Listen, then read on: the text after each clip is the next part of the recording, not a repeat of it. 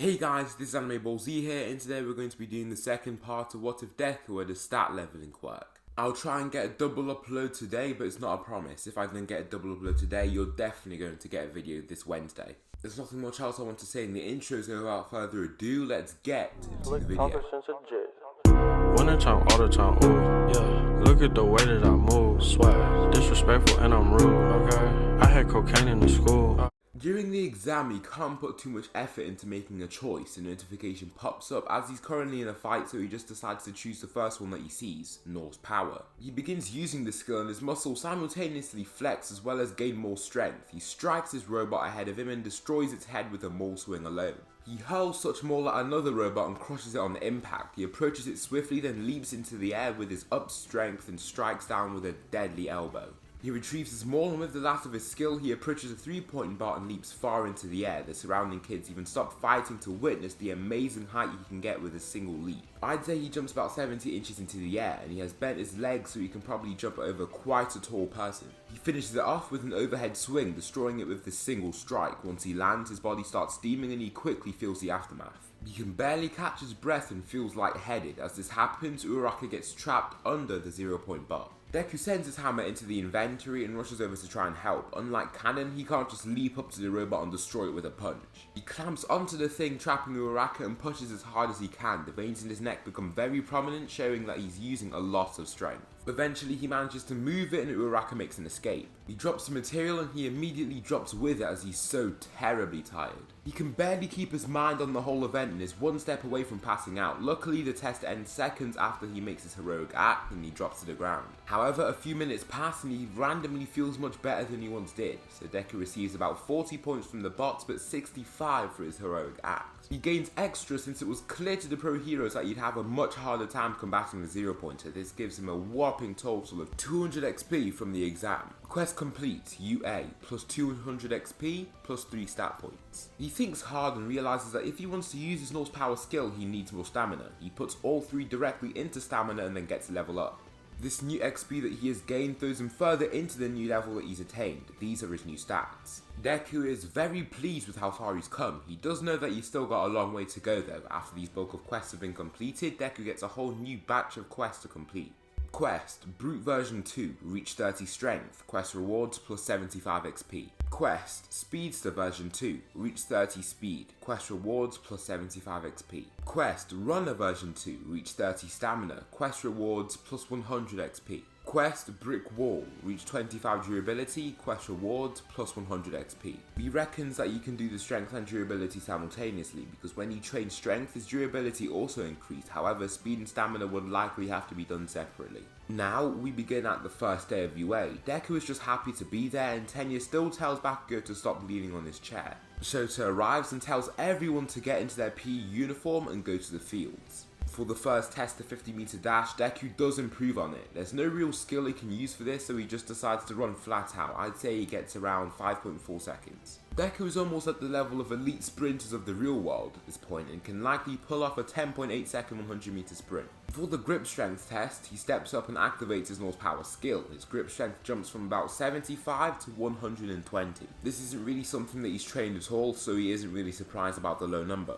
With the long distance jump, he lands right on the edge of the sandbox, putting him behind quite a few people. For the ball throw, enough time passes for him to use Norse Power again, but he's not sure if he can handle the drain. He just uses it anyway and gets around 140. For these results, he settles in at 7th place, above Masahiro Ojiro. Some of his results were impressive, like his grip strength and 50-meter dash, but his other stats were less impressive. He's an all-rounder and doesn't really have many striking abilities except for his strength. The next event, the Battle Trial arc, plays out quite differently. I'd say Deku still gets his usual suit from Cannon except it's dark grey in colour. He still has that bubbly, nice vibe about him, but he likes the suit's colour grey instead of green. He is still teammates with Uraraka and they are still up against the likes of Tenya and Bakugo. Deku retrieves his maul from the inventory and prepares for action.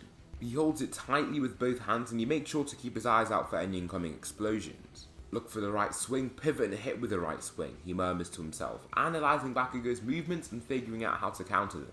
Soon after, a notification is received. New quest, Bakugo. Defeat Bakugo in your upcoming bout. Quest rewards 100 XP, 2 stat points. Bakugo reveals himself and plays right into Deku's hands with his signature right swing. Deku pivots to the side and just about dodges the mass of incoming explosions. As he does this, he pulls back his maul and activates Strike of Thor. He connects perfectly with his jaw and knocks him down to his knees. The other students watch this strike and are astonished. Blood drips from the edge of his mouth and he wipes it. His jaw is throbbing with immeasurable pain. He never expected Deku to just pull up with that much strength. He raises the maul with an explosive pull and strikes down on Bakugo's forearms. He fractures one of his arms and kicks him onto his back. Deku's firm stance and overwhelming power enrages Bakugo. He always thought of Deku to be a weak and frail kid, but now he's beating him. He stands and releases a massive double-hand explosion. The explosive power lifts Deku off of his feet and makes him drop his weapon. It also chars off a lot of his clothing. It also leaves him with painful burns and cuts. You have been inflicted with a severe injury, minus 30 HP. This isn't great, Deku remarks, fighting through the pain. Bakugo lands a left hook, then blasts him off of his feet with an explosion. He then grabs Deku's arm and spins himself around, using explosions. However, unlike Cannon, Deku is able to plant his feet to stop the spinning. However, he finds it difficult to be released from Bakugo's tight grasp. He activates Nor's power and rips Bakugo's hand from his chest. He lands a straight right punch and a lightning quick jab that catches Bakugo off guard. As his opponent stumbles back, he performs the 1-2-5-2 combo that he's done so many times before. The final cross knocks Bakugo back a few steps. Deku leaps towards him and finishes with an elbow to the jaw, dropping Bakugo to the ground in a split second. However, he's hit with an explosion directly on his right calf, dropping him to a knee. Only a few seconds remain of Nor's power, and after that his stamina is gonna drop significantly. He slams Bakugo away with a backhand and takes a light jump and finishes with a front kick. His body starts steaming and he begins to feel the aftermath of the skill. He rushes over to his maul and wields it with 2 hands once again. Bakugo is struggling from this match. Every hit Deku seems to land just rattles him. Tenya then starts communicating with Bakugo, stating that Uraraka is at his location. However, Bakugo rips the earpiece out and becomes totally focused on facing Deku. Deku swings down with the maul, but Bakugo blocks and gets directly hit by an explosion to the stomach, then to the face. You've been inflicted with a severe injury, minus 30 HP.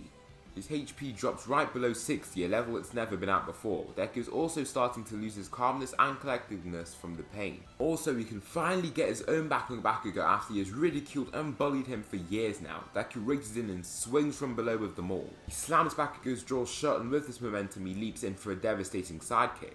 Bakugo gets knocked directly off his feet and Deku dives down with a maul strike to one of Bakugo's legs. He lands and his bone cracks deep. He screams in pain and holds such burn, being barely able to turn back around and continue fighting. Deku then raises his maul above his head and he activates the Strike of Thor's skill. I'm sorry, Kachan. He swings down violently and knocks Bakugo out with this strike alone. Deku throws his maul into his inventory and starts catching his breath while locating Uraraka. Once he does, he decides to take it upon himself to face Tenya. Am I strong enough to face him? Can I use Nor's power even when I feel like this? The cooldown for Nor's power has ended. Deku hears this and really starts to contemplate if he should do this. It surely will take off another 8 to his stamina, taking it down to 8 alone. This is a level he was at before he even got this power. However, he still does this and feels his body enlarge. He clenches his fists while looking back up and he bolts at Tenya. He fully prepares for one of his kicks and takes it head on. The impact is something he didn't expect, but something he can certainly handle. He follows with a quick hook, jab, cross combo. Tenya knocks back into the rocket and Deku front kicks him right into it. He then leaps up and taps the rocket, deeming them the winners. Bakugo is quickly rushed to Recovery Girl, and the injuries he has managed to gain have been absolutely terrible. However, Recovery Girl is there to help and she heals the majority of his injuries. He is still left with some bruises here and there, but mostly he's fine. However, he isn't good in his head. After being absolutely humbled by Deku, he doesn't have anything fueling him but rage. Quest complete, Bakugo, plus 100 XP, plus 2 stat points. He places those 2 stat points directly into durability and continues his training. Deku was actually elected as vice president because of how brutal he was with Bakugo in the Battle Trial arc. His persona and vibe, which is still positive and pleasant, attracts some votes. Deku decides to keep it this time since it's a less demanding position. Everything in canon goes similar until when they go to the USJ. Deku, Mineta and Tsuyu are still teleported to the Flood Zone.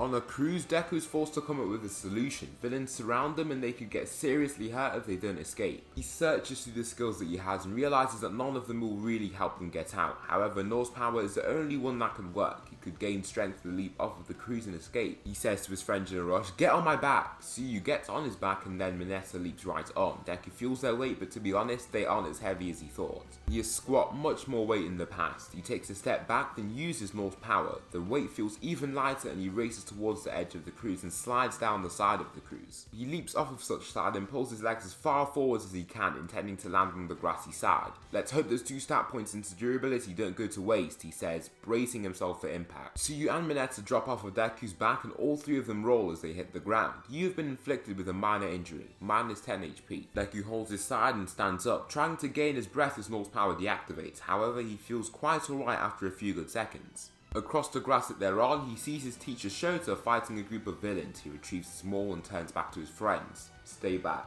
he orders. So that will conclude the second part of What If Deku had a stat 11 quirk. I'm sorry for the shorter video this time around. I did script this part ages ago. However, I think part 3 and onwards will be the normal 40-minute video format from now. I hope you guys enjoyed watching the video because I certainly enjoyed making it. If you guys want to see further parts of this What If, you can subscribe and turn on post notifications. Tell me anything you didn't like in the comments and I'll be sure to improve it for the next part. Thanks so much for watching and I'll see you in the next video.